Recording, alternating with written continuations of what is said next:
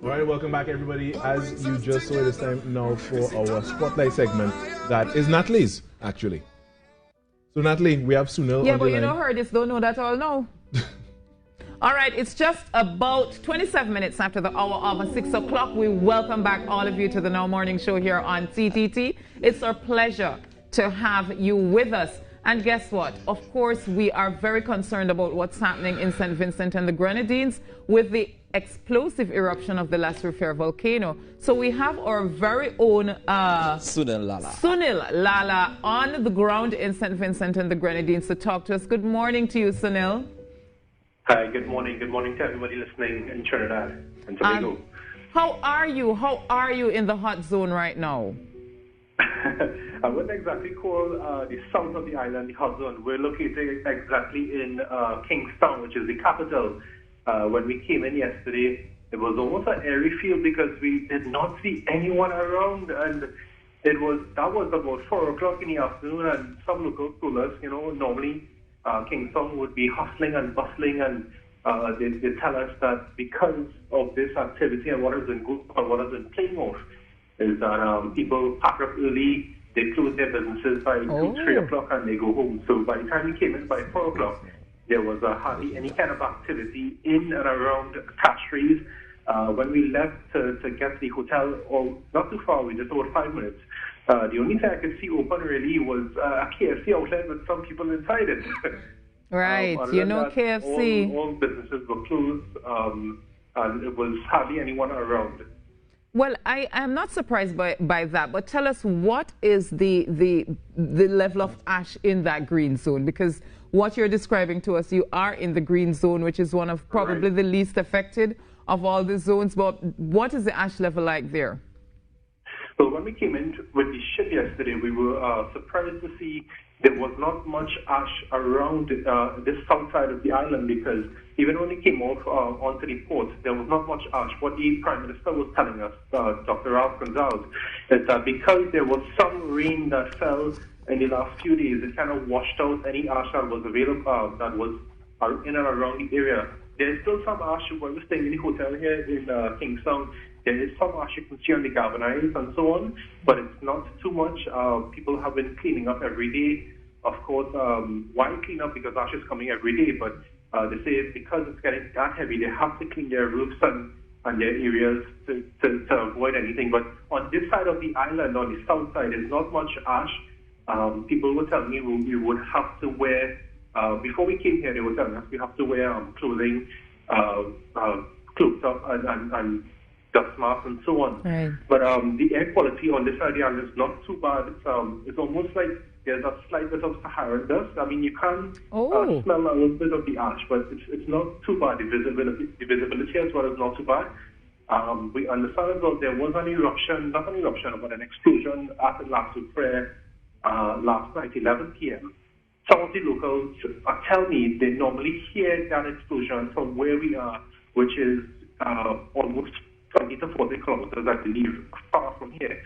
But last night around 11 p.m., I was still up and I didn't hear anything. So it may not have been as loud as before.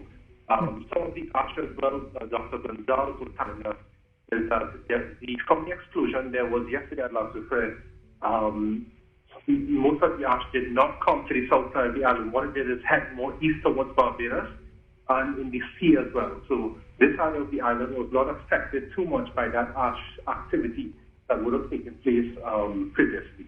So it is that there is probably still plenty ash coming from the volcano, but the wind direction may have spared the people who are in the green zone. Exactly, yes. The ashes are more on that side of the island. But the red side of the island, where the volcano is, that is considered a red zone at the moment.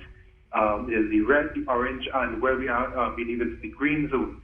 But that red zone, no one is allowed to go there. And anyone found there would be arrested, Dr. Gonzalez was telling us. At this point in time, though, no one has been arrested for being in that red zone.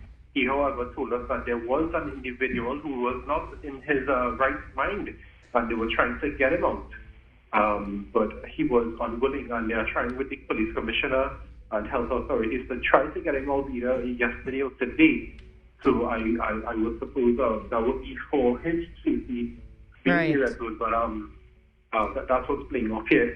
He told us as well that the majority of people, I know you would have heard, evacuations were to be held in sentences in the north side of the island to Barbados and Grenada. Dr. Gonzalez tells us that has not taken place. He says the majority of local people do not want to leave their country at this time because they just want to stay home and stay put.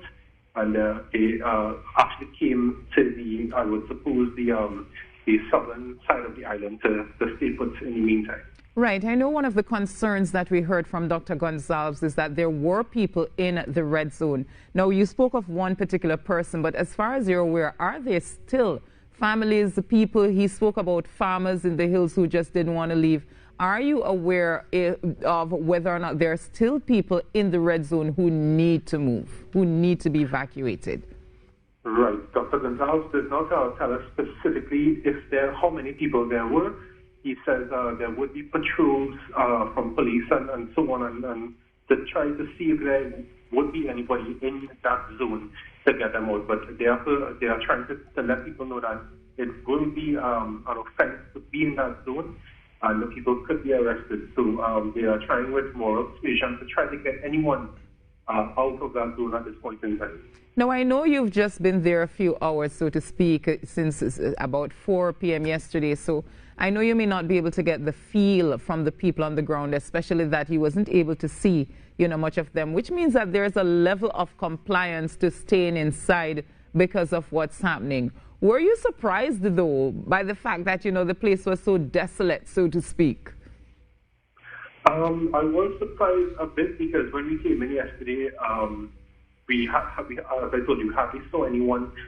Even when we came to the hotel, most of the workers, the staff were already leaving. They were packing up to leave to go home and so on. We did spoke to some nurses yesterday, and just a casual conversation with them. They were telling us, to deal with such a situation like COVID-19, and now this volcanic eruption is just a double whammy for them because it's so people evacuating and to deal with COVID. I know they had some community cases recorded within the past few weeks in St. Vincent, and it might exacerbate an increase in COVID. It might exacerbate things because especially how you've had to have people in shelters now. I think the number that I saw was about 16,000 people who are in shelters. I hope I am subject to correction with a particular number. But with people in that kind of close proximity, I know there has to be some level of concern for the spread of COVID-19. But Sunil, yesterday you went over on the Galleon's Passage, and I am sure that the boat would have been greeted by officials of St. Vincent and the Grenadines. Talk to us about the response of the government and the Prime Minister towards the relief supplies that were sent from Trinidad and Tobago.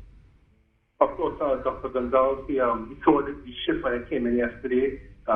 Visible were at least 3 water trucks that came in to supply the country with some sort of water. There were cases and cases of water bottles bottled water and soft drinks, detergents such as Breeze, Faba. You could see a number of water tanks and so on. Dr. Gonzalez, he actually, he thanked the people of Trinidad and Tobago and the Prime Minister, Dr. Keith Rowley, as well, so much that he said, he almost feels like he has to be a citizen he has some citizenship state for Trinidad and Tobago because he says his wife and his brother, I believe, is from Trinidad. He talked greatly about the assistance rendered to St. Vincent from Caribbean people, particularly in Barbados and Grenada and so on, and Trinidad and Tobago as well. And I think they are grateful for the supplies that have come in. The only thing they were not able to take off any supplies yesterday, with the exception of 3 water trucks. I believe they did not have the manpower so far, the equipment to take off all that in a short space of time. That is expected to continue this morning, and I understand that in Trinidad, all those items took at least almost 10 to 15 hours to be loaded onto that ship. So offloading may take around the same time. Yeah. Yeah, so it's definitely going to be a task, but we're happy that the supplies are there. And the Galleons Passage is going to be taking home some Trinbagonians who are in St. Vincent and the Grenadines. I know, short notice, but have you been able to hear anything about that? We did get some information in terms of they are going to try to contact people to be repatriated. I think that process has already started. Whether it will be today, the ship will be coming back today or tomorrow, I'm unsure at this time. We from the media, we at least 3 people from the Trinidad Tobago media, myself included. We will be coming back with them as well. Of course, we will be in quarantine as well when we come back.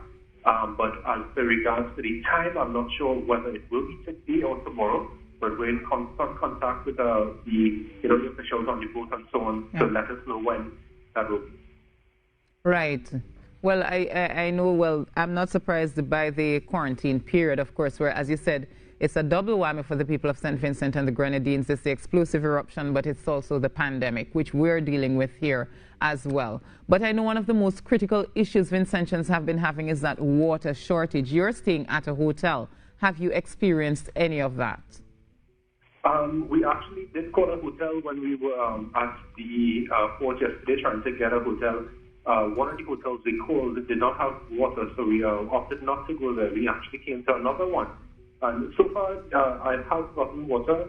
It is not drinkable, so we actually bought a case of water. But we do have water where we are at the moment. I know the water supply would have been affected by the ash. Dr. Gonzalez, I think he said it was around 10 to 20% water that was available on the island.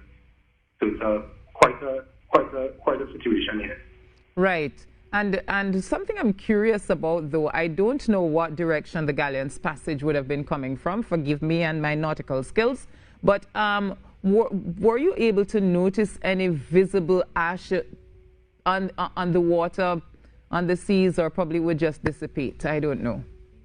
Actually, I didn't see any ash on the water. I think the majority of the ash would have headed east from St. Vincent, which would be in the vicinity of Barbados also. We did come along, we passed Grenada and some of the Grenadine Islands and so on, that way as well included. But we did not see ash. The majority that I saw was just sargassum, seaweed all along the trip.